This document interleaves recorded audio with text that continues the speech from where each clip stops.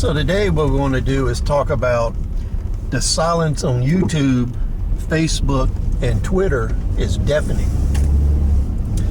So the last couple days after the Great Purge had started, what we noticed is that all of the familiar voices that we've listened to are gone, and that free speech is extremely limited on all the platforms. And with the disclosure about comments from Jack Dorsey, we can see where this is all going. Now, the interesting part of this is, how did we get here? So when you look at how we got here, I started on YouTube back in the days, the Wild West days of YouTube, before Google owned them. And I can remember when it was actually a free speech platform.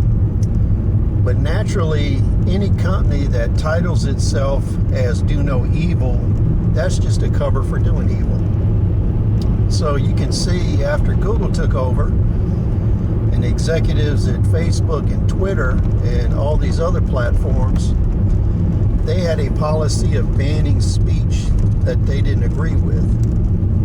And all these YouTube experts that have these channels about how to succeed on YouTube and how to work the algorithm and all that crap, they ignored knowingly the fact that political censorship was one of the main factors driving algorithms. I used to comment on their videos and they'd give me snide, smart remarks about how everything was business driven.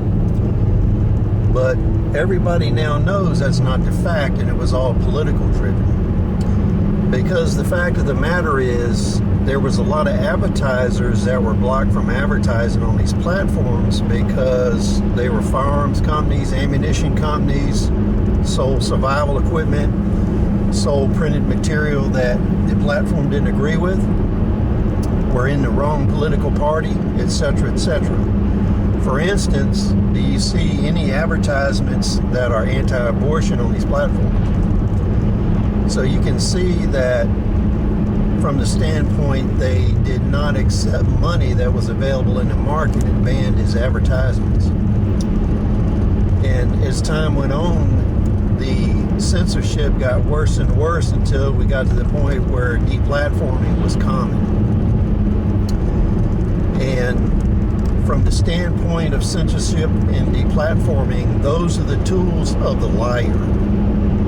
So anybody, any company, any government that uses censorship and deplatforming, they're liars, because what they're espousing can't stand the light of commentary and discourse in a free speech environment.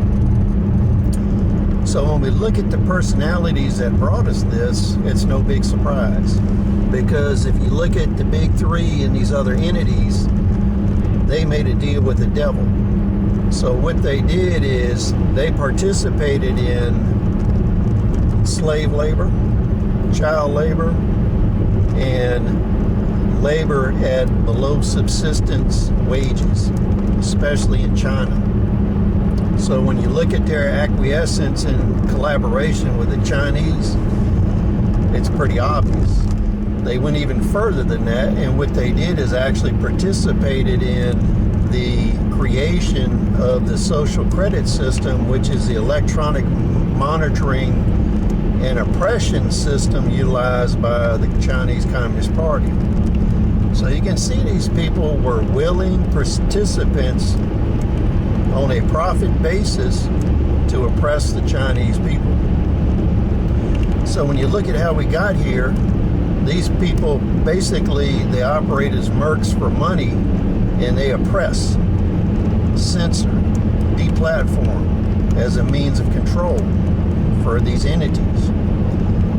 So when you look at how we got here, it's no surprise they participated in the oppression of the Chinese people.